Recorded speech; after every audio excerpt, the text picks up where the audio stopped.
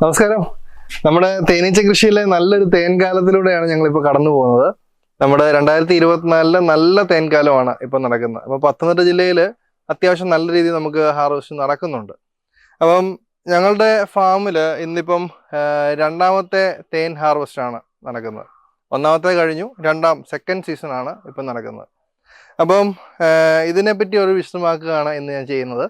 അപ്പോൾ നമുക്ക് എങ്ങനെയാണ് തേൻ എടുക്കുന്നത്, അതിൻ്റെ ഹാർവെസ്റ്റിംഗ് എങ്ങനെയാണ്, തേനീച്ച കൃഷി ചെയ്യുന്നവർക്ക് അതിന് എന്തൊക്കെ ശ്രദ്ധിക്കണം തുടങ്ങിയ കാര്യങ്ങളൊക്കെ വളരെ ചെറിയ രീതിയിൽ എന്നാൽ എല്ലാവർക്കും മനസ്സിലാവുന്ന രീതിയിലാണ് ഞാൻ ഇന്ന് ഇവിടെ പറയാൻ ഉദ്ദേശിക്കുന്നത്. അപ്പോൾ നമുക്ക് വൻതേനീച്ച കൃഷി ചെയ്യുമ്പോൾ നമുക്ക് ഏറ്റവും അത്യാവശ്യം വേണ്ട ഒരു സാധനമാണ് ബീവെയിൽ, തലയിലിടുന്ന തൊപ്പി.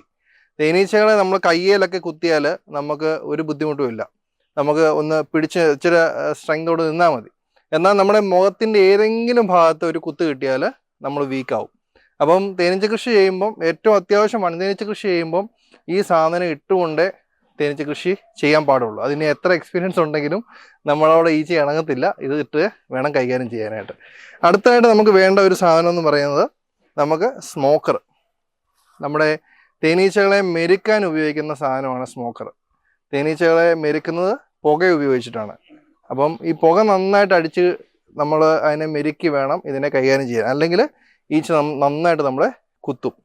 അപ്പം ഇത് രണ്ടുമാണ് ഏറ്റവും അത്യാവശ്യം വേണ്ട ടൂള്.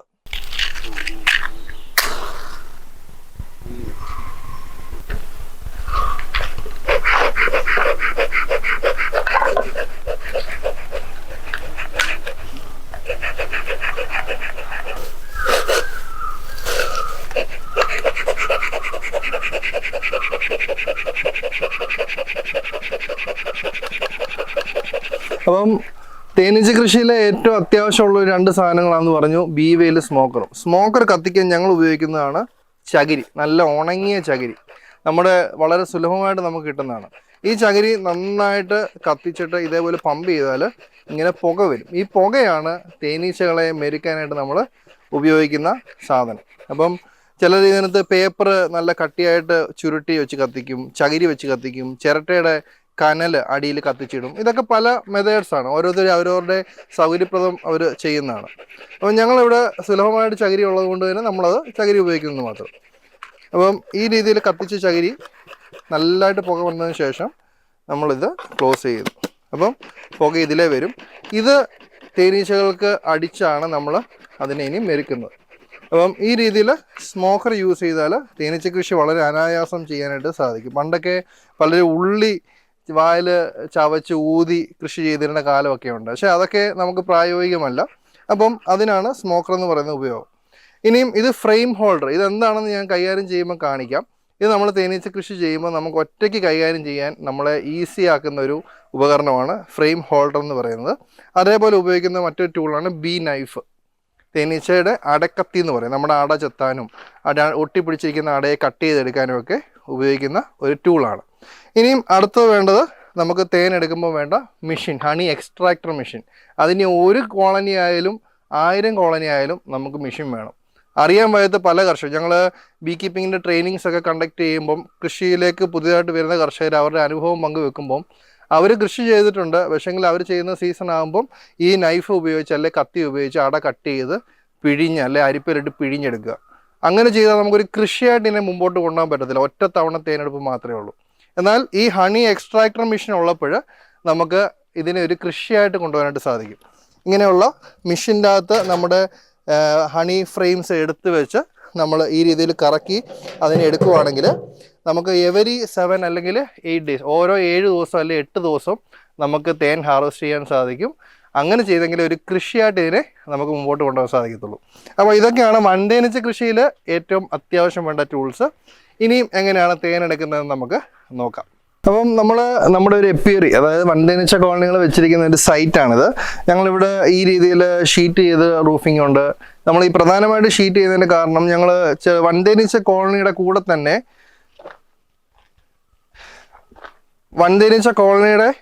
തന്നെ നമ്മൾ ഇതേപോലെ ചെറുതേനീച്ചകളെയും നമ്മൾ കൈകാര്യം ചെയ്യുന്നുണ്ട്. അപ്പം ചൂടിനെ കുറയ്ക്കുന്നതിനുള്ളൊരു ഉദ്ദേശത്തോടു കൂടിയാണ് നമ്മളിത് പ്രധാനമായിട്ടും ചെയ്യുന്നത്. അതേപോലെ ഇതിനകത്ത് നമ്മൾ അഡീഷണൽ ആയിട്ട് ടാർപ്പായോ അല്ല സ്പോഞ്ചോ വെച്ച് കൊടുക്കാമെങ്കിൽ കുറച്ചുകൂടെ അത് നല്ലതാണ്.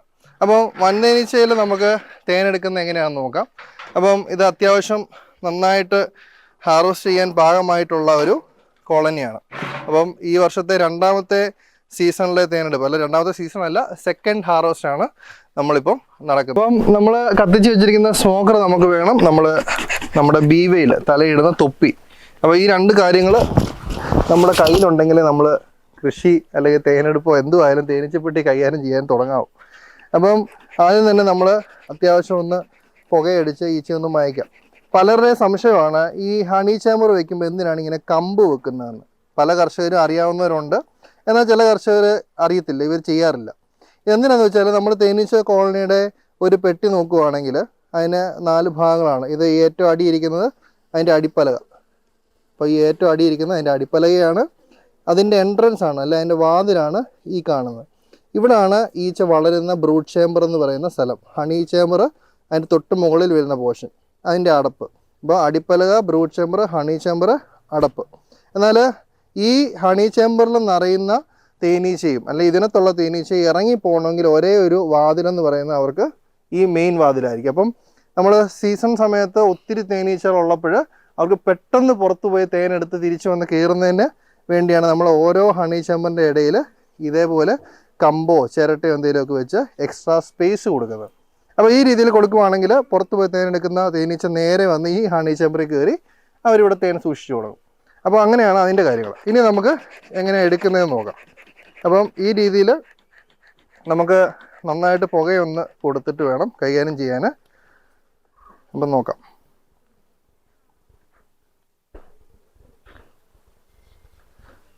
അതേപോലെ കൃഷി ചെയ്യുന്നവർ മനസ്സിലാക്കേണ്ട കാര്യം, എപ്പോൾ തേനീച്ച കോളനി തുറന്നാലും അതിൻ്റെ അടപ്പിനകത്ത് ഈച്ച ഉണ്ടാവും. മിക്കവാറും നല്ല സ്ട്രെങ്ത് ഉള്ള കോളനി ആയാലും ഈച്ച ഉണ്ടാവും. അപ്പം എപ്പോൾ കോളനി തുറന്നാലും ഈ അടപ്പിനകത്ത് ഈച്ച ഉണ്ടെങ്കിൽ ഒരു കാരണവശാലും ഇതിങ്ങനെ മലർത്തി വെക്കരുത്, ഇങ്ങനെ തന്നെ വെക്കണം. അത് വളരെയധികം നമ്മൾ ശ്രദ്ധിക്കേണ്ട ഒരു കാര്യമാണ്. അപ്പോൾ ഇത് നമുക്ക് വേറെ എവിടെയെങ്കിലും ഇതേപോലെ തന്നെ മാറ്റി സ്ഥാപിക്കാം. അപ്പോൾ നമ്മൾ കൃഷി ചെയ്ത് നമ്മൾ തേൻ ഉൽപ്പാദിപ്പിക്കുന്ന സമയത്ത് നമ്മൾ ഒന്നിൽ കൂടുതൽ ഹണി ചേമ്പർ വെക്കുകയാണെങ്കിൽ എപ്പോഴും നമുക്ക് നല്ല മെത്തേഡ് എന്ന് പറയുന്നത് അടിയിലത്തെ ഹണി ചേമ്പറിലെ തേൻ ആദ്യം എടുക്കുക എന്നുള്ളതാണ്. പലരും അറിയാത്തതുകൊണ്ട് തന്നെ മേളിൽ നിന്ന് ഇപ്പം 3 ഹണി ചേമ്പർ വെച്ചിരിക്കുന്ന ഒരു പെട്ടിയാണെങ്കിൽ ഏറ്റവും മുകളിലുള്ള ഹണി ചേമ്പറിൽ നിന്ന് ആദ്യം എടുത്തു തുടങ്ങുമ്പോൾ ഏറ്റവും താഴത്തെ ഹണി ചേമ്പറിൽ വരുമ്പോൾ ഈ 2 ഹണി ചേമ്പറിലെയും ഈച്ച അല്ലെ തേനറയിലെ ഈച്ച വരുന്നത് താഴെയായിരിക്കും. അത് നമുക്ക് കൈകാര്യം ചെയ്യാൻ ബുദ്ധിമുട്ടാണ്. അപ്പോൾ എപ്പോഴും നമുക്ക് ഏറ്റവും മേളിലുള്ള ഹണി ചേമ്പർ എടുത്ത് മാറ്റി താഴേന്ന് കൈകാര്യം ചെയ്ത് തുടങ്ങുന്നതാണ് നല്ലത്. അപ്പോൾ നമുക്ക് താഴേന്ന് നോക്കാം. അത്യാവശ്യം നല്ല രീതിയിൽ തേൻ നിറഞ്ഞിട്ടുള്ള പെട്ടിയാണിത്. അപ്പം മുകളിലത്തെ ഹണി ചേമ്പർ അതുപോലെ തന്നെ എടുത്ത് തൽക്കാലം വേറെ എവിടെയെങ്കിലും ഒന്ന് മാറ്റി വയ്ക്കുന്നു. അതിനുശേഷം താഴേന്ന് നമ്മൾ തേനെടുക്കുന്നു. അപ്പം ആക്ച്വലി ഞാനിപ്പം അടിപ്പെട്ടി നോക്കുന്നില്ല. അടിപ്പെട്ടി ആക്ച്വലി നമ്മൾ 5 ദിവസം കൂടുമ്പം അതിനകത്ത് റാണി മുട്ടയുണ്ടോ എന്ന് നമ്മൾ പരിശോധിക്കാറുണ്ട്. എന്നാൽ ഇപ്പോൾ തേനെടുക്കുന്ന പരിപാടി മാത്രമായതുകൊണ്ട് തേനെടുത്ത് പോവുകയാണ്. അപ്പം ഇങ്ങനെ നമ്മൾ സാധാരണ ഹണി ചേമ്പറിൽ 5 ഫ്രെയിമാണ് വരുന്നത്. എന്നാൽ നമ്മളിത് ഒരെണ്ണം മാറ്റിയിട്ട് 4 ഫ്രെയിമാണ് ഇവിടെ വെച്ചിരിക്കുന്നത്. അപ്പം നല്ല രീതിയിൽ തേനീച്ചകൾ ആ അട നിറയ്ക്കാൻ വേണ്ടിയാണ് നമ്മൾ അങ്ങനെ എക്സ്ട്രാ സ്പേസ് കൊടുത്ത് വെക്കുന്നത്. അപ്പോൾ ഈ രീതിയിൽ നന്നായിട്ട് പുകയടിച്ച് നമുക്ക് അതിനെ കൈകാര്യം ചെയ്യാം. ഇനി നമ്മൾ ഈ ഫ്രെയിം ഹോൾഡർ എന്ന് പറഞ്ഞ സാധനം, ഈ ഫ്രെയിം ഹോൾഡർ എന്ന് പറയുന്ന ഈ സാധനം നമ്മളുടെ ഉപയോഗം എന്താണെന്ന് വെച്ചാൽ, നമ്മൾ ഒറ്റയ്ക്കൊക്കെ കൈകാര്യം ചെയ്യുവാണെങ്കിൽ, ഇപ്പം എൻ്റെ പപ്പ എൻ്റെ കൂടെയുണ്ട്, ഇപ്പോൾ എൻ്റെ ഒറ്റയ്ക്കൊക്കെ കൈകാര്യം ചെയ്യുവാണെങ്കിൽ നമുക്ക് ഈ ഫ്രെയിം ഹോൾഡർ ഇതിൻ്റെ സൈഡിൽ ഹോൾഡ് ചെയ്യുവാണെങ്കിൽ നമുക്ക് ഈ എടുക്കുന്ന ഫ്രെയിമുകൾ ഇതേ നമുക്ക് വെക്കാനായിട്ട് ഈസിയാണ്. അപ്പോൾ നമ്മൾ എടുക്കുന്ന ഫ്രെയിമുകൾ നമുക്ക് ഈ രീതിയിലൊന്ന് പുകയടിച്ച് ഈച്ചയൊക്കെ നിറക്കിയാൽ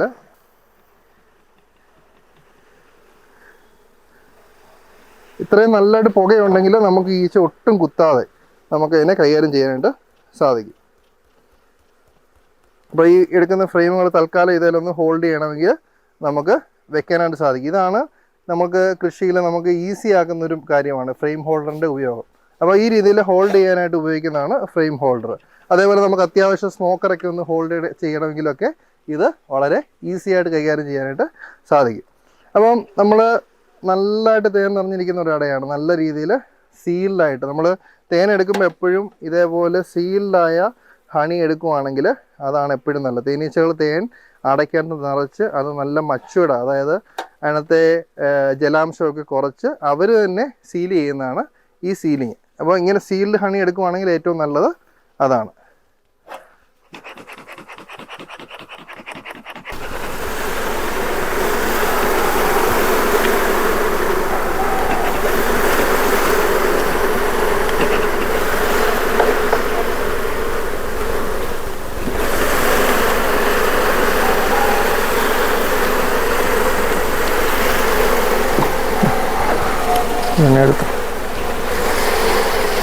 അപ്പം നമ്മുടെ ബ്രൂഡ് ചേമ്പറിൽ നമുക്ക് 6 ഫ്രെയിമാണുള്ളത്. എന്നാൽ ബ്രൂഡ് ചേമ്പറിൽ ചില പെട്ടികൾക്കൊക്കെ ഇച്ചിരി 6 ഫ്രെയിം കഴിഞ്ഞ് എക്സ്ട്രാ സ്പേസ് കാണും. അപ്പോൾ നമ്മൾ മുകളിലിട്ടിരിക്കുന്ന ഹണി ചേമ്പറിലെ ഫ്രെയിമിൽ നിന്ന് എക്സ്ട്രാ താഴോട്ട് പണിതിരിക്കുന്ന ഒരു ഹണി കോമ്പാണ്. അല്ലെങ്കിൽ ഇതിനകത്ത് നല്ലതായിട്ട് മുട്ടയും പുഴുവൊക്കെ ഉണ്ട്, നമുക്കിത് കാണാൻ സാധിക്കും. ഇത് ബ്രൂഡ് ചേമ്പറിലെ ഫ്രെയിമാണ് ആക്ച്വലി ഇത്. എന്നാൽ ഇത് മേളത്തേത് ഹണി ചേമ്പറിലെ ഫ്രെയിം. ഇതിനകത്ത് നന്നായിട്ട് നമുക്ക് മുട്ടയും പുഴുവിനെയൊക്കെ കാണാൻ സാധിക്കും. അപ്പം ഈ രീതിയിലാണ് നമ്മൾ എക്സ്ട്രാ സ്പേസ് അടിയിൽ കിടന്നാൽ അത് പണിത് കയറുന്നത്. അപ്പോൾ നമുക്കിതിപ്പം കട്ട് ചെയ്ത് മാറ്റേണ്ടത് അത്യാവശ്യമാണ്, വളരെ അത്യാവശ്യമാണ്. കാരണം ഇങ്ങനെ എക്സസ് വരുന്ന അല്ലെങ്കിൽ കൂടുതലായിട്ട് വരുന്ന അടകൾ നമ്മൾ വെട്ടി മാറ്റുക തന്നെ വേണം. എന്നാൽ ചെയ്യുമ്പം വളരെ ശ്രദ്ധിക്കേണ്ട കാര്യം, നമ്മൾ ഒരു വർഷത്തിൻ്റെ ഹാർവസ്റ്റാണ് നമ്മൾ ഈ ഒരു വർഷത്തിൽ ജനുവരി ഫെബ്രുവരി മാസങ്ങളിൽ നമ്മൾ എടുക്കുന്നത്. കഴിഞ്ഞ ഒരു വർഷമായിട്ട് നമ്മൾ കഷ്ടപ്പെട്ടതിൻ്റെ ഫലം നമുക്കിപ്പോഴാണ് കിട്ടുന്നത്. ഇങ്ങനെ ഇത്രയും കോളനിയിൽ തേനീച്ചകളൊക്കെ അധികമായിട്ടുള്ളപ്പം വളരെ ശ്രദ്ധയോട് വേണം കൈകാര്യം ചെയ്യാൻ. കാരണം ഇതിനകത്ത് റാണി എന്ന് പറയുന്നൊരു ഈച്ചയുണ്ട്. ആ ഈച്ച നഷ്ടപ്പെട്ടു പോയാൽ നമ്മുടെ ഈ കോളനിയുടെ ഈ വർഷത്തെ ഹാർവസ്റ്റ് പൂർണ്ണമായും തീരും. നമുക്ക് പിന്നെ ഇതിനകത്തുനിന്ന് തേൻ കിട്ടുകയോ അല്ലെങ്കിൽ അത് നന്നായിട്ട് ഈ ഒരു സീസൺ ഉപയോഗിക്കാൻ പറ്റുകയോ ചെയ്യാറില്ല. അപ്പം ഇങ്ങനെ ഉള്ള അവസരത്തിലോ അല്ലെങ്കിൽ ഈച്ചകളെയൊക്കെ നമ്മൾ ഒഴിവാക്കി എടുക്കുമ്പോൾ എപ്പോഴും പെട്ടിക്കുള്ളിലേക്ക് മാത്രം പുകയടിച്ചിറക്കാൻ ശ്രദ്ധിക്കുക. അല്ലാതെ പുറത്തേക്ക് ഇറക്കിയാൽ റാണി നഷ്ടപ്പെട്ടു പോയാൽ നമുക്ക് ഈ സീസൺ നഷ്ടപ്പെട്ടു പോകാൻ സാഹചര്യം ഉണ്ടാകും. അപ്പോൾ നമുക്കിത് വളരെ ശ്രദ്ധയോടെ കട്ട് ചെയ്ത് മാറ്റാം.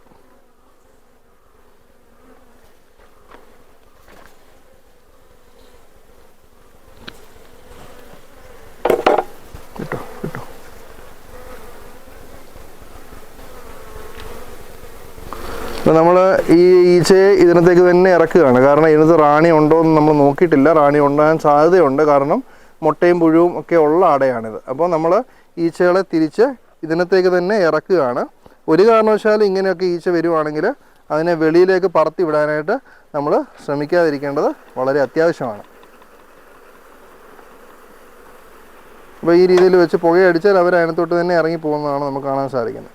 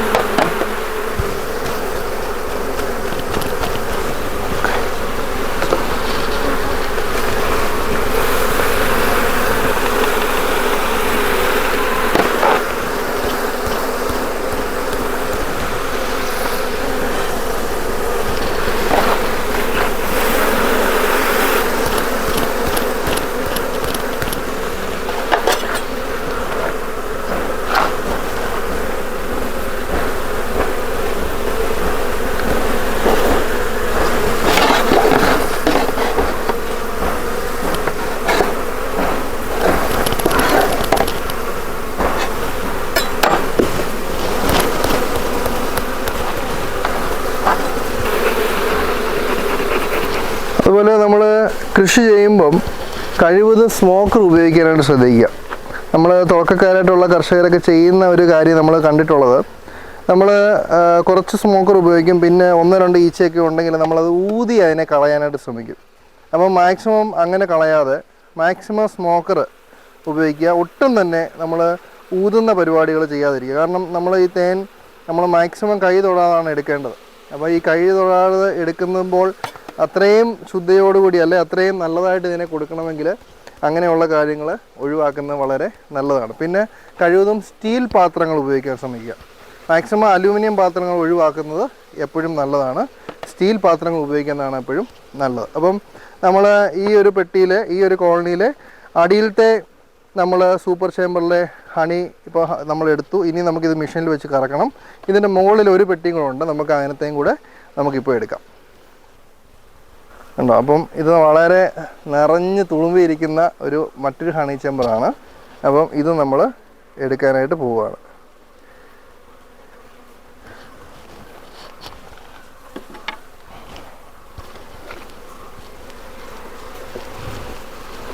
തേനീച്ച കൃഷി ചെയ്യുമ്പം നമ്മൾ 2 സൂപ്പർ വെച്ചിട്ട് ഇതിൻ്റെ മുകളിലേക്ക് അടകൾ പണിയുന്നുണ്ടെങ്കിൽ അതിൻ്റെ അർത്ഥം അവർക്ക് പ്രകൃതിയിൽ ഇപ്പം വീണ്ടും തേൻ വരുന്നുണ്ട്. ഇനി നമ്മൾ ഒരു സൂപ്പർ കൂടെ അഡീഷണൽ ആഡ് ചെയ്ത് കൊടുക്കണമെന്നുള്ളതാണ്. അതായത് ഈ 2 സൂപ്പർ ചേമ്പർ ഇപ്പം രണ്ടാമത്തെ തവണ തേൻ എടുക്കുമ്പോൾ അവർക്ക് തികയുന്നില്ല. അപ്പോൾ ഇനി ആ ഒരു സൂപ്പർ ചേമ്പറോട് വെച്ചാൽ അല്ലെങ്കിൽ ഒരു ഹണി ചേമ്പറോട് വെച്ചാൽ അതിനകത്തും നിറയാനുള്ള തേൻ അല്ലെങ്കിൽ നിറയ്ക്കാനുള്ള തേൻ ഇപ്പോൾ പ്രകൃതിയിലുണ്ട് എന്നുള്ളതിൻ്റെ ഒരു ലക്ഷണമാണ് ഇങ്ങനെ എക്സ്ട്രാ വരുന്ന അടകൾ.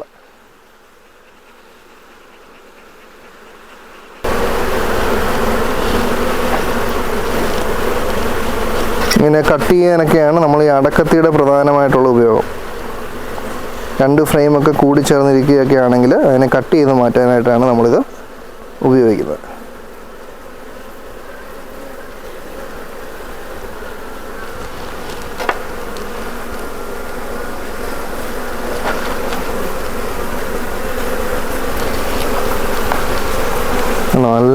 നല്ല വെയിറ്റ് ഉള്ള ഒരു അടയാണ്, നന്നായിട്ട് തേൻ നിറഞ്ഞിട്ടുള്ള ഒരു അടയാണിത്.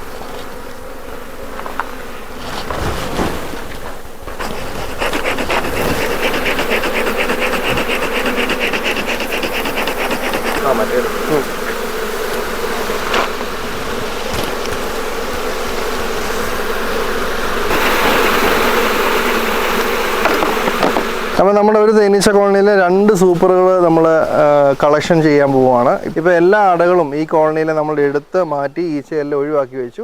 ഇനി ഇതെങ്ങനെയാണ് ഹണി എക്സ്ട്രാക്ടറിലിട്ട് കറക്കി അല്ലെങ്കിൽ ഹണി എക്സ്ട്രാക്ഷൻ അല്ലെങ്കിൽ തേൻ എടുക്കുന്നത് എങ്ങനെയാണെന്ന് നമുക്ക് കാണാം. അപ്പോൾ നമ്മൾ തേനീച്ച കോളനിയിൽ നിന്ന് എടുത്ത അടകളാണിത്, നല്ലതായിട്ട് തേൻ നിറഞ്ഞിരിക്കുന്ന അടകൾ. അപ്പം ഞാൻ പറഞ്ഞു തേനീച്ചകൾ തേൻ ശേഖരിച്ച് കഴിഞ്ഞാൽ ഇതേപോലെ സീൽ ചെയ്യും. ഇത് നമ്മൾ ചുമ്മാ മെഷീൻ്റെ അകത്തിട്ട് കറക്കിയാൽ ഇത് പുറത്ത് വരത്തില്ല തേൻ. അപ്പോൾ ഇത് നമ്മൾ ചെത്തണം. നമ്മളൊരു പാട ചെത്തിക്കളയുന്ന പോലെ അല്ലെങ്കിൽ വളരെ കനം കുറച്ച രീതിയിൽ മാത്രമേ ഇത് ചെത്താവൂ. ഈ രീതിയിൽ ചെത്തി ഇത് ഓപ്പൺ ചെയ്താണ് നമ്മൾ തേൻ എടുക്കുന്നത്. കണ്ടോ, ഈ രീതിയിൽ ഒരു പാട പോലെ ചെത്തി നമുക്ക് ഇത് ഒഴിവാക്കിയിട്ട് വേണം തേൻ എടുക്കാനായിട്ട്. എന്നാൽ ശ്രദ്ധിക്കേണ്ട കാര്യം, ചിലപ്പോൾ നമ്മൾ ഫസ്റ്റ് ഹാർവസ്റ്റ് ഒക്കെ എടുക്കുമ്പോൾ അതിനകത്ത് മുട്ട കാണും, അല്ലെ അതായത് തേനീച്ച മുട്ടയിട്ട സമാധിയായിരിക്കുന്ന അവസ്ഥയിലുള്ള പുഴുക്കൾ കാണും. അത് നമ്മൾ ആദ്യമേ ചെത്തി എടുക്കാതിരിക്കാൻ ശ്രദ്ധിക്കുക. കാരണം നമ്മളത് ചെത്തി എടുത്താൽ പിന്നെ മെഷീനിലിട്ട് കറക്കുമ്പോൾ അത് തേനിൻ്റെ കൂടെ മിക്സായി പോകാൻ സാധ്യതയുണ്ട്. അപ്പോൾ അത് ചെത്തി കളയരുത്. ആദ്യം നമ്മൾ തേൻ നിറഞ്ഞിരിക്കുന്ന ഭാഗം മാത്രം ചെത്തി നമുക്ക് തേൻ എടുക്കാം. ഇപ്പം നമ്മൾ സീൽഡായിട്ടിരുന്ന ഭാഗങ്ങൾ നമ്മൾ ചെത്തി മാറ്റി. ഇനി നമ്മളിത് മെഷീനിലേക്ക് വെക്കുന്നത് എങ്ങനെയാണെന്ന് കാണിക്കാം. ഇതിപ്പോൾ ഞങ്ങൾ ഉപയോഗിക്കുന്ന വലിയ മെഷീനാണ്. നമുക്ക് ഒരു സൈഡിൽ തന്നെ 2 ഹണി ഫ്രെയിംസ് വെക്കാൻ പറ്റുന്ന പോലത്തെ വലിയ മെഷീനാണ് ഞങ്ങൾ യൂസ് ചെയ്യുന്നത്. അപ്പോൾ അതിനകത്ത് നമ്മൾ ഈ രീതിയിലാണ് വയ്ക്കുന്നത്. ഈ രീതിയിൽ ഒരു സൈഡിൽ തന്നെ 2 ഫ്രെയിം വയ്ക്കും. എന്നിട്ട് അതിൻ്റെ മറ്റേ സൈഡിലും 2 ഫ്രെയിം വെച്ചാണ് നമ്മൾ കറക്കുന്നത്. നമുക്ക് കൃഷി ചെയ്യുമ്പോൾ എപ്പോഴും 100% ഇതേപോലെ സീൽ ചെയ്ത് അടയെടുക്കാൻ പറ്റുമെങ്കിൽ അതാണ് നല്ലത്. പക്ഷേങ്കിൽ നമ്മളൊരു ലാർജ് സ്കെയിൽ കൃഷി ചെയ്യുമ്പോൾ എപ്പോഴും നമുക്ക് 100% കൃഷി സീൽ ചെയ്തത് നമുക്ക് എടുക്കാനായിട്ട് സാധിക്കത്തില്ല. കാരണം നമ്മൾ 2 സൂപ്പറൊക്കെ വെച്ചെടുക്കുകയാണെങ്കിൽ എല്ലാ ഫ്രെയിമും ഒരുപോലെ സീൽ ചെയ്ത് വരണം നിർബന്ധമില്ല.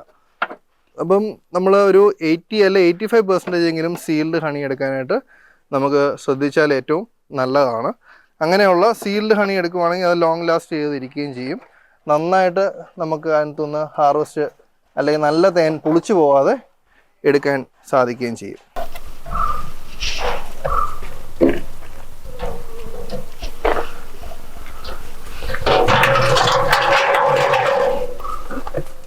നമ്മളിത് കറക്കി തുടങ്ങുന്നതിന് മുൻപ് തന്നെ നമ്മൾ ഈ ഫ്രെയിമുകളൊക്കെ നേരെ വെച്ച് വേണം കറക്കാൻ, ഇല്ലെങ്കിൽ ഇതിലുള്ള അടകൾ പൊട്ടിപ്പോകാനുള്ള സാഹചര്യമുണ്ട്. നേരെ വെച്ച് ഏറ്റവും നല്ല രീതിയിൽ കറക്കാനായിട്ട് നമ്മൾ ശ്രദ്ധിക്കണം. നമ്മൾ ഈ തേനണകൾ നശിപ്പിക്കാതെ അല്ലെങ്കിൽ ഒരു കൃഷിയായിട്ട് ചെയ്യുമ്പോൾ എങ്ങനെയാണ് തേൻ ശേഖരിക്കുന്നതെന്ന് കാണാം.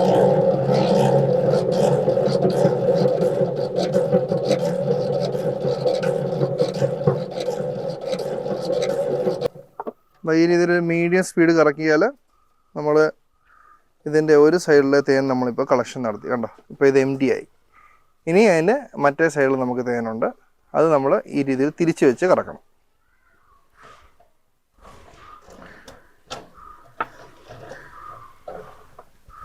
അപ്പോൾ ഇതും അതേപോലെ തിരിച്ച് വയ്ക്കാം.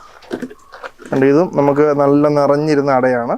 ഇത് നമുക്കിപ്പോൾ empty ആയി. ഇപ്പോൾ ഇത് ചെറിയ ചെറിയ ഡാമേജസ് വന്നിട്ടുണ്ട്. അതൊന്നും വിഷയമുള്ള കാര്യമല്ല. അടുത്ത ആഴ്ച ആകുമ്പോഴത്തേക്ക് വീണ്ടും ഈച്ച അതിനെ നല്ല രീതിയിൽ സീൽ ചെയ്ത് നിറച്ച് നമുക്ക് തരുന്നതാണ്.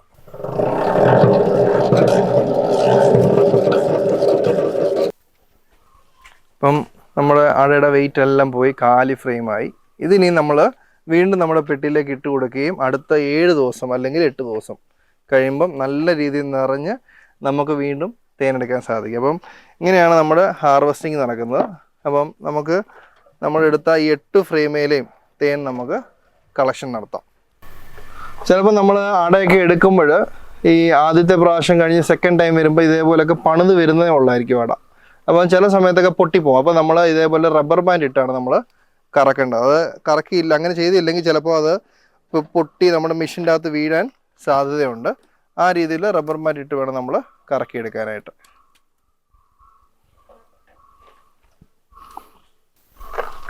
മുമ്പേ ഞാൻ പറഞ്ഞ ഇതാണ്, നമുക്ക് ചിലപ്പോൾ നമ്മൾ തേനെടുക്കുമ്പോൾ ഹണി ചേമ്പറിലും തേനീച്ചകൾ റാണി വന്ന് ഇതിനകത്ത് മുട്ടയിടും.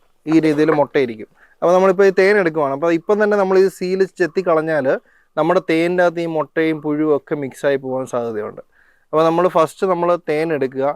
തേൻ എടുത്തതിന് ശേഷം തിരികെ പെട്ടിയിലേക്ക് വെക്കുമ്പോൾ ഇത് ചെത്തി വെള്ളം ഒഴിച്ച് ക്ലീൻ ചെയ്തിട്ട് വേണം വെക്കാൻ.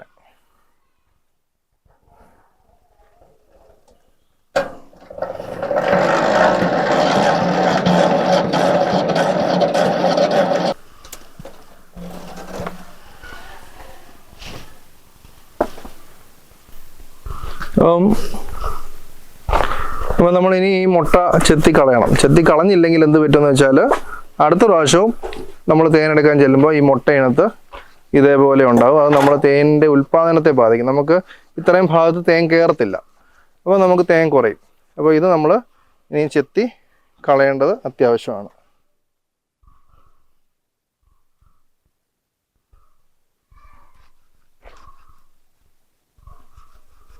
ഉണ്ട്, ഇതിനകത്തെല്ലാം പുഴുവുണ്ട്. നമ്മളിത് ആദ്യമേ ചെത്തിയാൽ ഇതെല്ലാം നമ്മൾ തേനിൽ മിക്സ് ആകും. അപ്പോൾ അതുകൊണ്ടാണ് നമ്മൾ സെക്കൻഡ് ടൈം അല്ലെ തേനെല്ലാം എടുത്തതിന് ശേഷം മാത്രമേ ഇത് ചെത്തി കളയാവൂ എന്ന് പറയുന്നതിൻ്റെ കാരണം. ഒന്നീ നമുക്കിങ്ങനെ ജസ്റ്റ് ഒന്ന് ചെത്തി തട്ടിക്കളഞ്ഞാൽ മതി. കാരണം ഇനിയിപ്പോൾ അവർ ഇന്നത്തെ പുഴുവിനെ അടിക്കത്തില്ല, അല്ലെ മുട്ട ഇടത്തില്ല. കാരണം ഇനിയിപ്പോൾ ഈ സെൽസ് ഓപ്പൺ ആയതുകൊണ്ട് അത് അവർ തന്നെ ക്ലീൻ ചെയ്ത് കളയും. അല്ലെങ്കിൽ നമുക്ക് വേണമെങ്കിൽ ഇച്ചിരി വെള്ളം ഒഴിച്ച് വെള്ളം ചെപ്പി അത് കളഞ്ഞിട്ട് വേണമെങ്കിൽ വെക്കാം. അപ്പം ഇതാണ് നമ്മുടെ കൃഷിയിലെ ഹാർവെസ്റ്റിംഗ് എന്ന് പറയുന്നത്.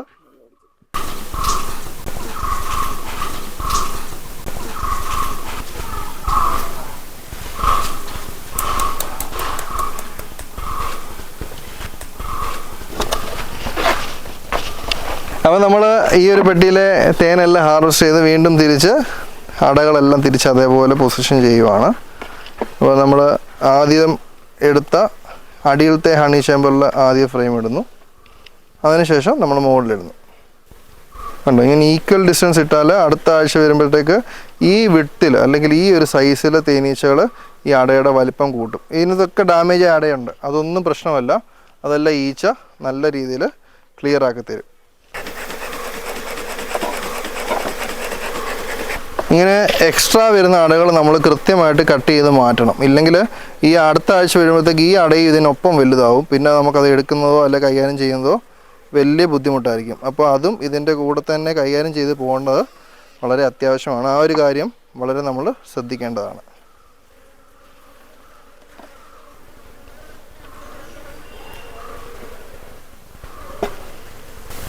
അപ്പോൾ നമ്മൾ ഈ ഒരു കോളനിയിലെ ഹാർവെസ്റ്റ് കഴിഞ്ഞു. അപ്പോൾ ഈ ഒരു രീതിയിലാണ് ഹാർവെസ്റ്റിങ് നമ്മൾ ഒരു വർഷത്തിൽ നടക്കുന്നത്. ഇനി നമുക്ക് മറ്റ് കോളനികളും നമുക്ക് ഹാർവെസ്റ്റ് ചെയ്യാം. അപ്പോൾ നമ്മൾ തേനെടുത്തതിന് ശേഷവും ഇതിൻ്റെ അടിയിൽ നമ്മുടെ ഹണി ചേമ്പറിൻ്റെ ഇടയിൽ നമ്മൾ കമ്പുകൾ വെക്കേണ്ടത് അത്യാവശ്യമാണ്. ആ ഒരു കാര്യം മറന്നു പോകാതിരിക്കാൻ ശ്രദ്ധിക്കുക. അങ്ങനെ കമ്പുകൾ വെച്ചെങ്കിൽ മാത്രമേ തേനീച്ചകൾക്ക് വളരെ ഈസി ആയിട്ട് കയറി തേനെടുത്ത് തിരിച്ചു വരാനായിട്ട് സാധിക്കത്തുള്ളൂ. ആ ഒരു കാര്യം നമ്മൾ ശ്രദ്ധിക്കണം. അപ്പം അവർക്ക് ഇതിലേയും കൂടെ ഒരു എൻട്രി കിട്ടും. അതിനാണ് നമ്മളങ്ങനെ ചെയ്യുന്നത്.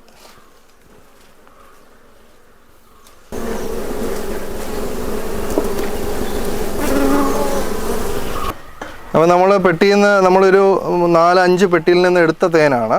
അപ്പോൾ എടുക്കുന്ന തേൻ നമ്മൾ അടുത്ത സ്റ്റെപ്പ് എന്ന് പറയുന്നത് ഇതേപോലെ നന്നായിട്ട് അരിച്ചെടുക്കുക. കാരണം ഈ 2 മാസം കൊണ്ട് എടുക്കുന്ന തേനാണ് നമ്മൾ അടുത്ത 1 വർഷം കൊണ്ട് വിപണനം ചെയ്യുന്നത്. അപ്പോൾ ഇതിനെ നമ്മൾ അരിച്ച് തന്നെ എടുത്ത് സൂക്ഷിക്കുകയാണെങ്കിൽ അത് നമുക്ക് പെട്ടെന്ന് പുളിച്ചു പോകാതെയും ഫെർമെൻ്റ് ആവാതെയും ഇരിക്കും. അപ്പം ഈ രീതിയിൽ അരിച്ച് തന്നെ സൂക്ഷിക്കേണ്ടത് അത്യാവശ്യമാണ്. ഇനി ഇങ്ങനെ അടുത്ത് അരിക്കുന്ന തേൻ ആണ് നമ്മൾ നമ്മുടെ ടാങ്കുകളിൽ നമ്മൾ സൂക്ഷിക്കുന്നത്.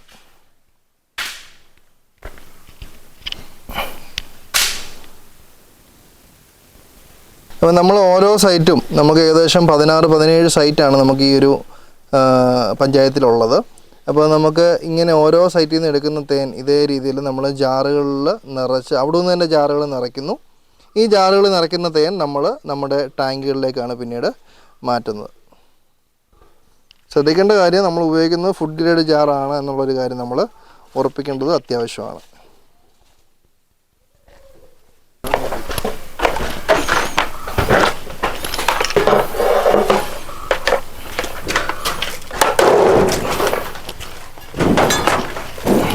അപ്പോൾ നമ്മൾ ഒരു വർഷം ഹാർവെസ്റ്റ് ചെയ്യുന്ന തേൻ നമ്മൾ ഇങ്ങനെയുള്ള ഞങ്ങളുടെ ഫുഡ് ഗ്രേഡ് ടാങ്കുകളിലാണ് നമ്മൾ സൂക്ഷിക്കുന്നത്.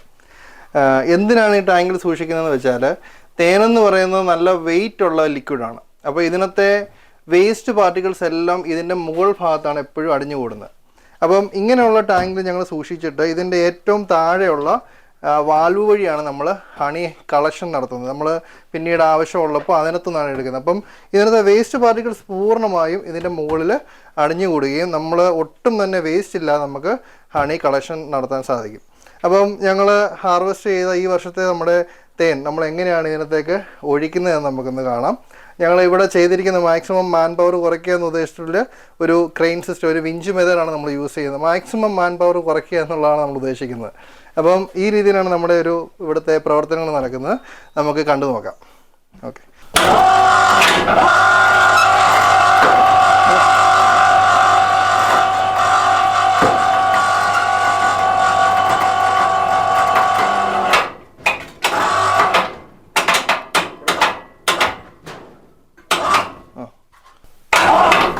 മുടിച്ച് പൊക്കി വെക്കണേ, കിട്ടുമോ?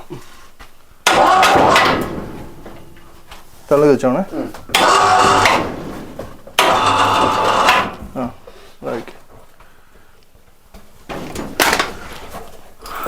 അപ്പം നമ്മൾ താഴെ ഇരുന്ന തേൻ നമുക്ക് മേളിൽ വന്നിരിക്കുകയാണ്. ഇനി ഈ സാധനം നമ്മൾ ടാങ്കിലേക്ക് ഒഴിക്കും.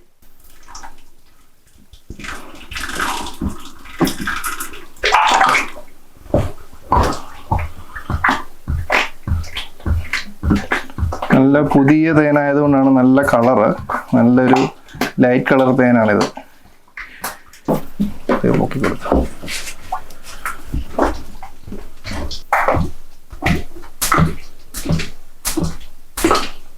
അപ്പോൾ നമ്മൾ പറഞ്ഞ പോലെ ഈ ടാങ്ക് നമ്മൾ നിറഞ്ഞു കഴിയുമ്പോൾ, അല്ലെ ഈ ടാങ്കിൽ ഒഴിച്ചിരിക്കുന്ന തേന് നമ്മൾ ഇങ്ങനെ നമ്മുടെ ഈ അടിയിലുള്ള വാൽവ് വഴി നമ്മൾ നമ്മുടെ പ്രോസസ്സിങ് പാത്രത്തിൽ നമ്മൾ ഈ പച്ചത്തേൻ, ഇത് റോ ഹണിയാണ്, ഈ പച്ചത്തേൻ നമുക്ക് പ്രോസസ്സ് ചെയ്താണ് നമ്മൾ ബോട്ടിൽ ചെയ്യുന്നത്. ഈ ബോട്ടിൽ ചെയ്ത് നമ്മൾ കൊടുത്താലുള്ള പ്രശ്നം ഇത് ഫെർമെൻ്റ് ആവും. അപ്പം ഇത് നമ്മൾ പ്രോസസ്സ് ചെയ്ത് കൊടുക്കാനായിട്ട് എടുക്കുന്നത് ഈ വാൽവ് വഴിയാണ്. ഈ വാൽവ് വഴി എടുക്കുമ്പോൾ ഒട്ടും ഇതിനകത്ത് വേസ്റ്റ് കാണത്തില്ല, എല്ലാ വേസ്റ്റും ഇതിൻ്റെ മുകളിൽ അടിഞ്ഞു കൂടിയിട്ടുണ്ടാവും. ഇതിനെ നമ്മൾ പ്രോസസ്സ് ചെയ്ത് ആ പ്രോസസ്സ് ചെയ്ത സാധനം പിന്നീട് നമ്മൾ സ്റ്റീലിൻ്റെ ടാങ്കുകളുണ്ട്, ആ ടാങ്കുകൾ ഒഴിച്ച് അവിടെ നിന്നാണ് നമ്മൾ പിന്നെ പാക്കിങ് പോലെയുള്ള കാര്യങ്ങൾ ചെയ്യുന്നത്. അപ്പം ഇതൊക്കെയാണ് നമ്മുടെ ഈ ഞങ്ങളുടെ നിലയ്ക്കൽ ബീ ഗാർഡനിലെ പ്രവർത്തനങ്ങൾ. അപ്പം ഇങ്ങനെയാണ് നമ്മൾ എപ്പോഴും തേൻ കളക്ഷൻ നടത്തേണ്ടതും സ്റ്റോർ ചെയ്യേണ്ടതും. എപ്പോഴും ഇങ്ങനെ അടിയിൽ വാൽവ് വെച്ചെടുക്കാൻ പറ്റുന്ന മെത്തേഡ് ഉണ്ടെങ്കിൽ അതാണ് നമ്മളെപ്പോഴും ഫോളോ ചെയ്യേണ്ടത്. അപ്പോൾ നമ്മളിത് കഴിഞ്ഞ ദിവസം പ്രോസസ്സ് ചെയ്ത് എടുത്തത്, അതായത് നമ്മൾ മറ്റേ ടാങ്കിൽ നിന്നും പ്രോസസ്സ് ചെയ്ത് എടുത്ത് നമ്മൾ സ്റ്റീൽ ടാങ്കിൽ ഒഴിച്ചിരിക്കുകയാണ്. എന്തുകൊണ്ട് സ്റ്റീൽ ടാങ്ക് എന്ന് വെച്ചാൽ ചൂടായിരിക്കും പ്രോസസ്സ് ചെയ്തത്.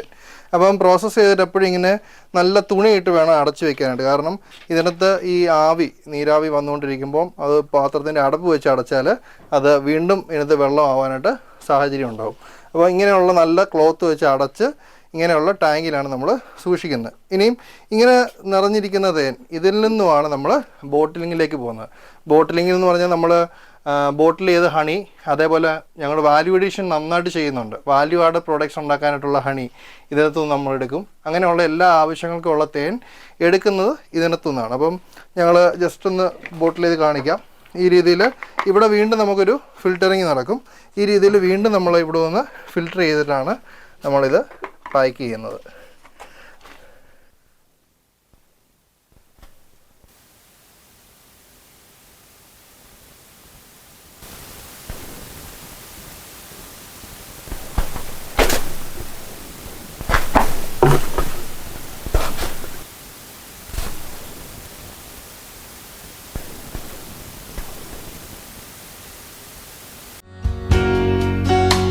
ബൈ.